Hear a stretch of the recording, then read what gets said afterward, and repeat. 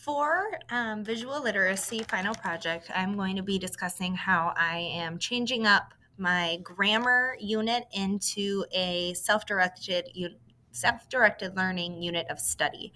Previously in language arts, we have done where you have to speak individually to students and teach all of the various pieces when it comes to the different pieces of grammar. And we found that there's a large deficit for kids when it comes to coming to sixth grade, remembering the basic capitalization, punctuation, complete sentences, and all of those pieces that we have already expected them to have acquired by the time they come to sixth grade. And then we are supposed to be grading them on a sixth grade level of mastery. However, when they do come to us, we have found that deficit is very large. And so instead of wasting curriculum time going through and talking through each of those individual steps, we would like to transition the unit of study into it being self-directed for students to make those own individual goals and move forward in their own study, so that when we are doing whole group teaching, we are then using that time wisely into teaching the correct information for sixth grade. When we're looking at self-directed learning, the students will be making those own choices of what type of goals that they would like to be working on in their learning of study. So whether it is right now, I really want to work on capitalization, I'm going to choose that focus area goal like it shows on step number 1 here. Maybe they want to work on that capitalization or making complete sentences, fixing fragments as an area that they struggle with. So they would choose one of those areas, grammar focused areas of study, to then individually work on during self-directed learning time. Over here on the visual, here are our basic steps. So they choose a goal. They would then use our tech tool that we are going to use which is a Nearpod. It will drive their instruction, include all of their visuals to guide their learning, whether it be videos, games, interactive tools, matching, mini quizzes that will provide them immediate feedback for us as well, in order to monitor their learning and keep them on track. So once they choose that Nearpod, they will go into there, complete all of those areas. They'll take individual notes within their notebooks as we have guided them on how to do so, study those, and then assess in the end based on how they feel they will be successful in a level of mastery. If they have not been successful, they will go back and study within a new way to help them gain those areas of improvement. For Nearpod itself, I love using Nearpod as a tech tool because it is an interactive slideshow.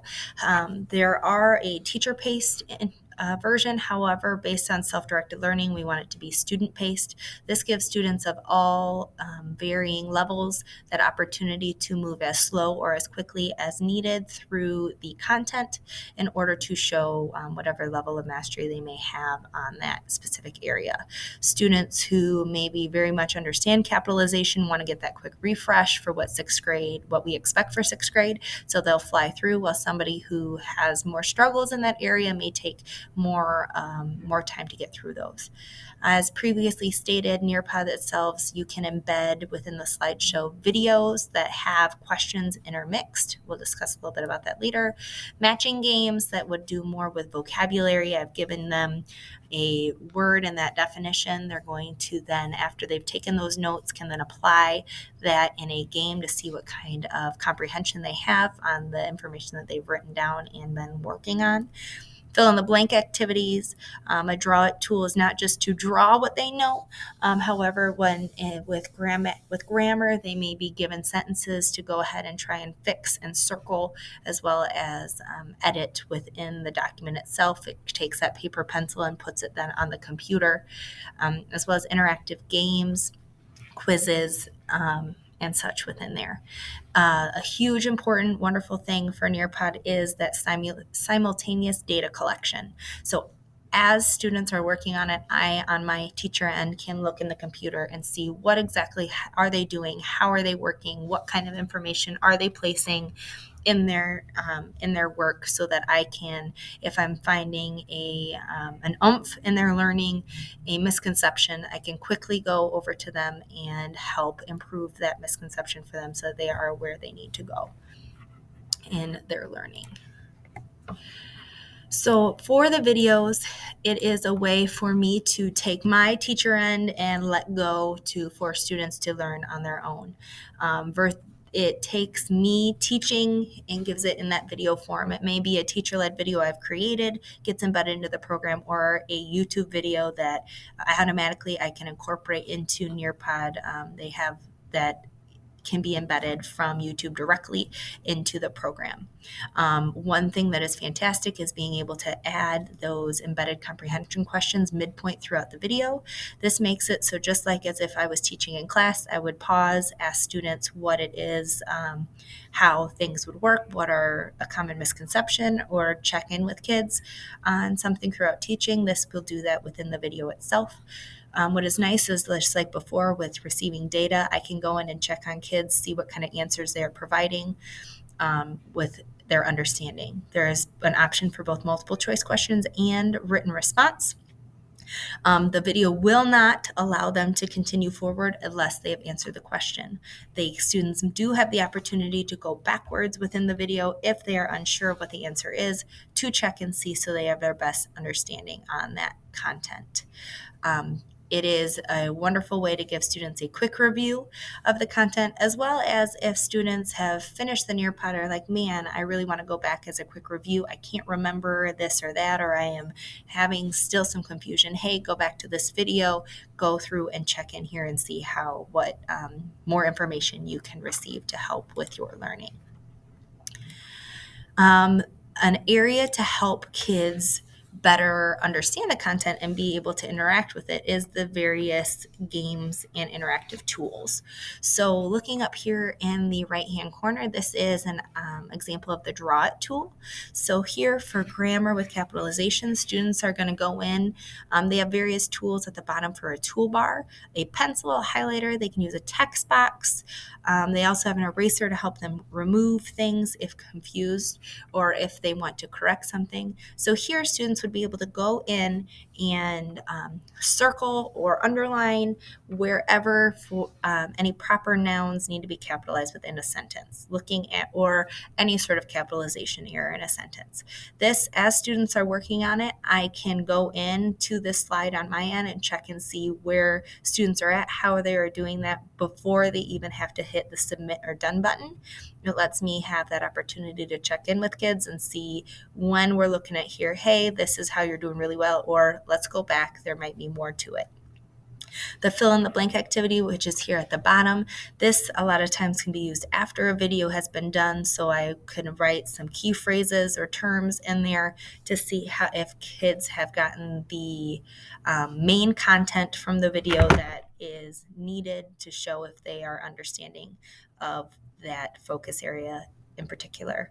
With matching games, like I said before, it's really helpful with vocabulary, matching that term to its definition, or with examples for capitalization, like proper nouns and examples of proper nouns and common examples.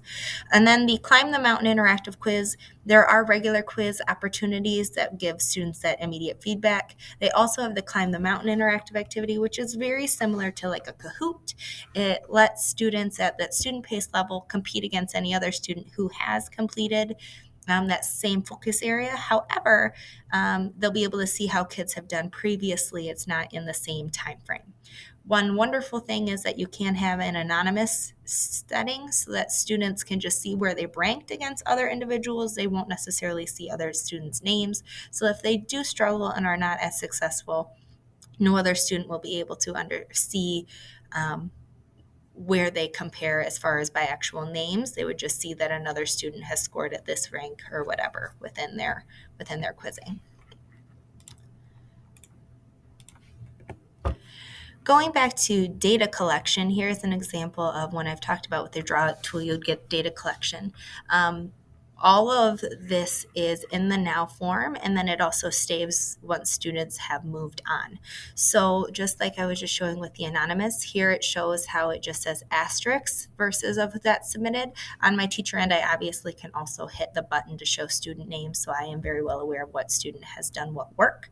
But the asterisk also gives us that knowledge of who, so if I want to pull a student, I can click it open, it will enlarge so a student doesn't see what other students have completed or not. The quizzes itself also will auto grade, which is wonderful as a teacher for our time and management. It also will provide students that immediate feedback. Once they've hit submit, it will show them which questions they got wrong or which questions they got wrong or right, so that they can go back if there are misconceptions. Oh, this is where I need to do a quick check. Go back and see, hey, what can I do to improve before I try to take the actual assessment for mastery, so that they can have that confidence moving forward into their final assessment for this 2.0 level work. At the end of each Nearpod, I will have a slide that is a review slide giving students basic directions on what it is they need to do in order to be before they so that they can feel confident prior to taking their final assessment. They would go with it, whether it's their pre-assigned accountability buddy or with a different peer to study through their notes, making flashcards, maybe asking a teacher for an individual or a peer group to get that final content to help them feel successful prior to taking a mastery check on their assessment.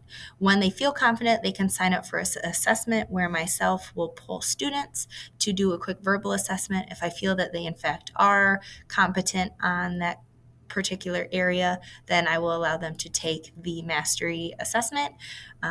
If they do not feel competent, then I will have them go back and do some more studying on that area.